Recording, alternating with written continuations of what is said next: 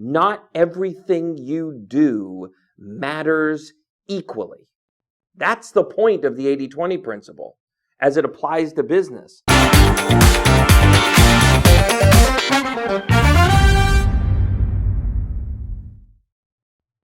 Welcome to the Knowles Development Podcast. And today I want to dive into a well-tracked piece of business knowledge that I think we've got some new insights on.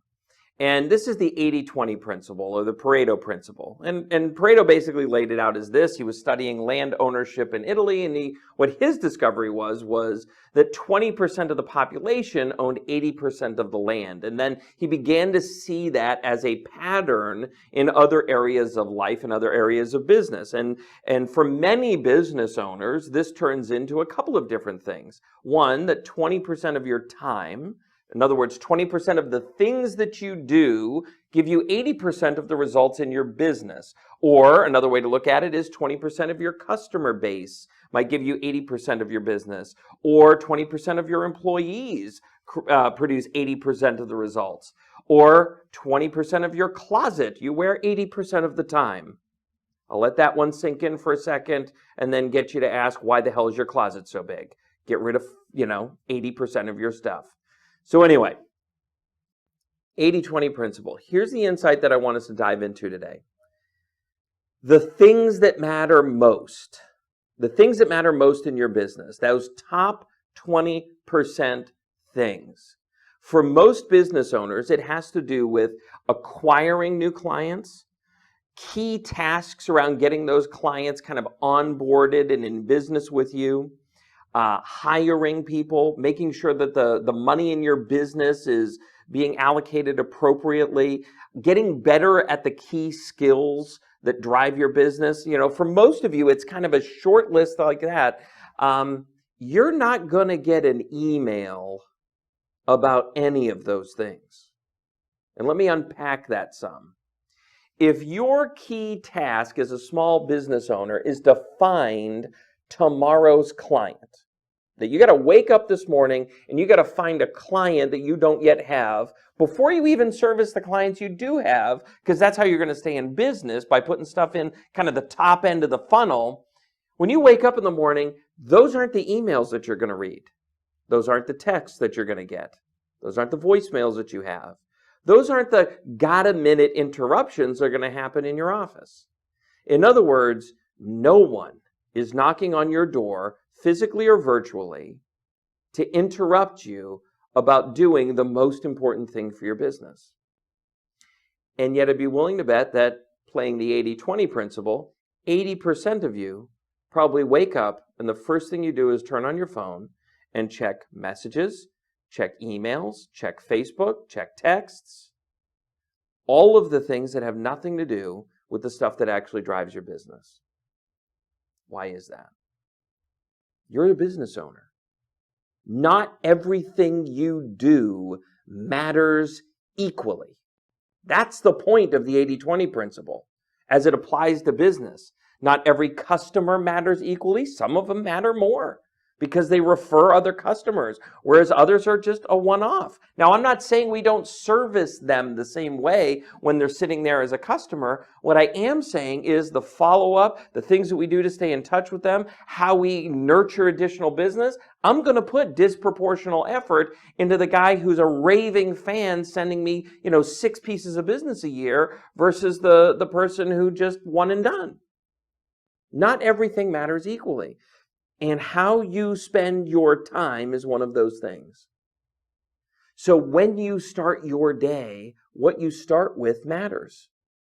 When you get into the office, when you get into work mode, if you're somebody who works out of the house, when you put on that uniform, as it were, and start doing, you got to pick the stuff that matters most. And it's not going to show up in an email. It has to be self-driven. That's the point. You are the person who's going to have to drive that. So if you're starting your day currently, right now, if how you start your days, either at home while you're still in bed, blurry-eyed, scrolling through, or when you first get in the office, if it's hop on the email and see what fires I have, I'm going to ask you to stop doing that. If it's hop on the cell phone and check what text you did, I'm going to ask you to stop doing that. Because we already know that isn't the most important stuff for your business. You're the person running the show here. You got to start with the stuff that matters most. You have to. So if we're going to do it, it's not going to be any of those things that people are reaching out about. So here's the challenge. How do you actually begin with the things that matter most? Well, one thing you could do is invite in somebody who's going to help you with that. And for a lot of you, that's why we're in coaching. Some of you, we have daily texts first thing in the morning to make sure that you actually do start on the right track. For some of you, it's, one of the most important things you need to do in your life is go to the gym, meet with a personal trainer, whatever it might be, right? And you know that you're more likely to do it because somebody's sitting there waiting for you. How do you invite in accountability with those pieces of your business that right now there isn't accountability around? Because that's the kicker. You have a mountain of accountability around the 80%. All of the other stuff you need to do is what all those emails are about. That is what all the voicemails are about. That's what all the text messages are about. It's all the 80%. You don't need more frickin' accountability around the 80%. It's not going away. There's somebody knocking on your door because of it. We need somebody knocking on your door. If you're struggling, let me clarify. If you're struggling to get the most important pieces done in your business daily, we need to invite in some more accountability in that because there's nobody knocking on your door about it. So it's less likely to happen. It takes a surprising amount of willpower to resist all the door knocking that's happening around the 80% and actually focus on the 20%. And there's some days where you're, I'm sure, doing a great job with that. And then there's a lot of days where you probably struggle, where the 80% wins. Here's another thing that I want you to think about when it comes to the 80-20 principle. Those 20% items, they aren't going to fill they're not going to fill your day. The 80% items are going to fill your day and ask for more time. I'll say that again. The 20% stuff isn't going to fill your day. The 80% can easily fill your day and will demand more time. So what that means is a couple of things.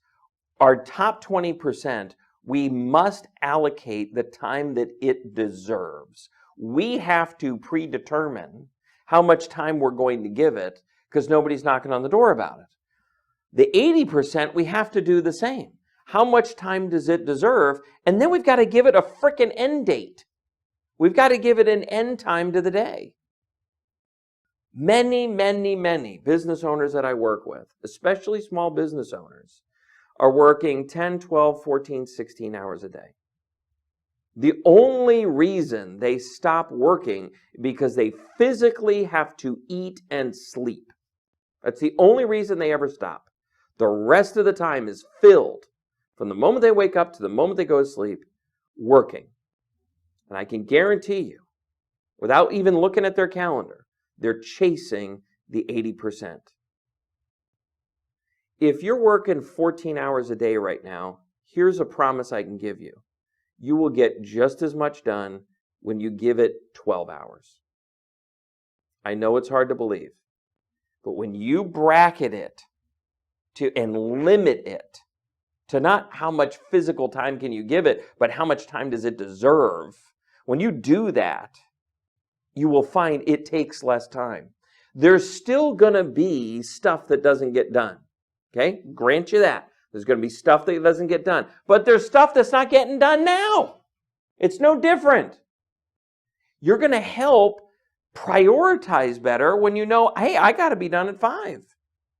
We're recording this right now on July 5th, and it's a Friday, and so it was, for a lot of people, it was a 4-day weekend. So I got to watch kind of the scrambling within an office on July 3rd as everybody was trying to wrap up their stuff before they headed off for a 4-day weekend.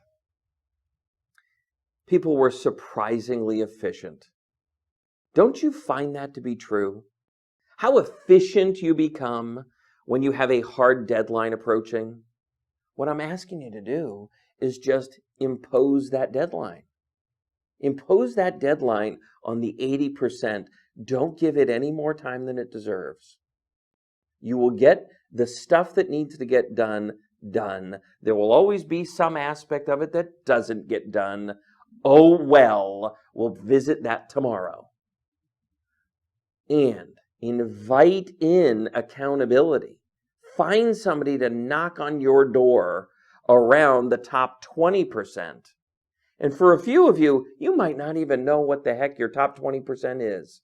Well, we got to start there. If you're honestly struggling with that, I want you to reach out to Knowles Development, and we're happy to help you figure that out. Even if it's just a 15-minute phone call. We'll sit down, we'll look at what your business is doing, we'll figure out what that top 20% is, and you can get after it. For those of you who know what your top 20% is, in other words, you know what you should be doing every day, but you're just not doing it, invite in accountability.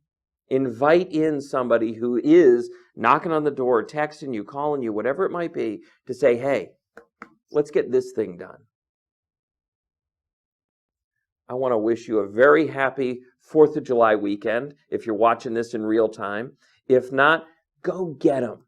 Make the most of each day. Do the stuff that matters most first, and the stuff that remains, give it the time that it deserves, no more.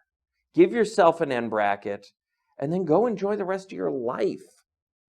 I hope this has been helpful. We love having you watch and engage in our podcast. Please send us any ideas that you have about topics that you'd like us to cover in this. We'd look forward to engaging with you in that way, and we'll see you on the next one. Bye-bye.